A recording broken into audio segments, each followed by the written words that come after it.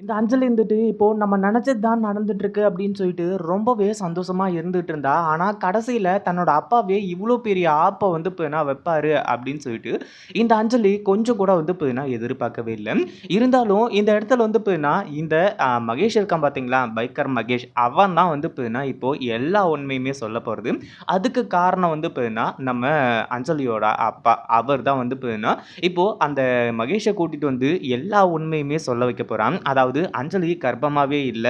ஏமாத்திட்டு இருக்கா அப்படின்றது எல்லாத்தையுமே சொன்னதுக்கு அப்புறமா பயங்கரமான அதிர்ச்சி. ஏன்னா, இத்தன நாளா வந்து பார்த்தீங்கன்னா, சரி ஓகே நம்ம மகளும் இப்போ வந்து கர்ப்பமா இருக்கா. இனிமே வந்து பார்த்தீங்கன்னா, அந்த தப்பு, இந்த தப்புலாம் பண்ண மாட்டா. அவளும் ஒரு தாயாயிட்டா அப்படின்னா, அதுக்கப்புறம் வந்து பார்த்தீங்கன்னா, அவளே எல்லாத்தையுமே புரிஞ்சுக்குவா அப்படின்னு சொல்லிட்டு வந்து நெனச்சுட்டு இருந்தாங்க. ஆனா, தாயானதே வந்து பார்த்தீங்கன்னா, பொய் அப்படின்னு சொல்லிட்டு வந்து தெரிஞ்சதுக்கு அப்புறமா அவங்க அப்பா இந்த விஷயத்த சும்மா விடுறது கிடையாது. அதுக்கு முன்னாடி என்னவெல்லாம் நடக்குது அப்படின்னு சொல்லிட்டு பார்க்கறதுக்கு முன்னாடி, இப்ப தான் நம்ம சேனலுக்கு ஃபர்ஸ்ட் டைம் வரீங்க அப்படின்னா, கீழ இருக்க சப்ஸ்கிரைப் பட்டன பிரஸ் பண்ணிக்கோங்க.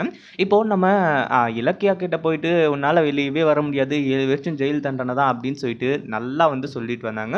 அடுத்ததா வந்து பார்த்தீங்கன்னா, நம்ம கார்த்திக்கும், ஜானகியும் போயிட்டு அங்க வந்து பேசிட்டு இருக்கப்போ, அதாவது அஞ்சலி வந்து பார்த்தீங்கன்னா, "கர்ப்பமாவே இல்ல கார்த்திக்" அப்படின்ற ஒரு விஷயத்த வந்து பார்த்தீங்கன்னா, கார்த்திக்கோட காதுல போட ஆரம்பிச்சுறாங்க. அதாவது இப்போ வந்து பார்த்தீங்கன்னா, கார்த்திக் வந்துட்டு நீங்க என்ன சொன்னாலும் திருந்தவே மாட்டீங்க.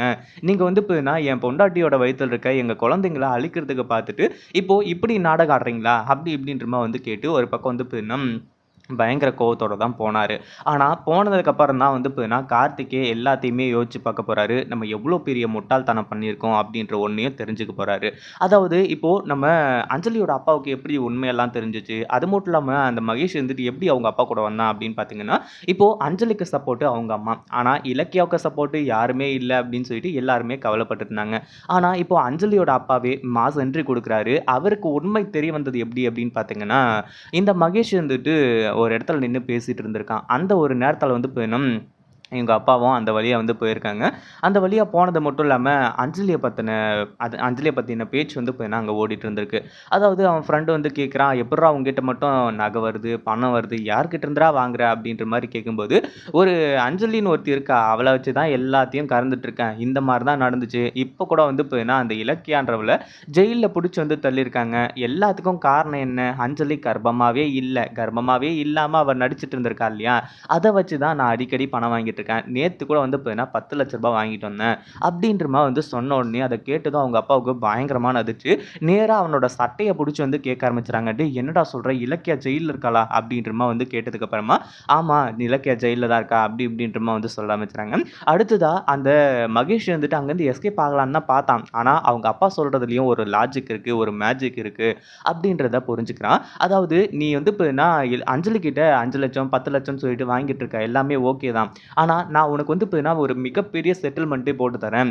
நீ அ வச்சிருக்க ஆதாரத்தையும், அது மட்டும் இல்லாம அஞ்சலிய பத்தின உண்மை எல்லாத்தையுமே வந்து பார்த்தீங்கன்னா, நேரா வந்து அந்த வீட்ல எல்லார்கிட்டயுமே சொல்லு. உனக்கு தேவையான பணத்த நான் வாங்கி குடுக்குறேன். அப்படின்ற மாரி வந்து சொல்லி, இப்போ அந்த மகேஷ கூட்டிட்டு நேரா வீட்டுக்கு போயி, ஒரு பயங்கரமான ரகளையே பண்ணி விட்டுர்றாங்க. இத பத்தி நீங்க என்ன நெனைக்கிறீங்க? இப்போ அஞ்சலியோட அம்மா வந்த மாரி, அஞ்சலியோட அப்பா வந்து மாஸ் காட்டுனா எப்படி இருக்கும்? அப்படின்றத கமெண்ட் பண்ணுங்க.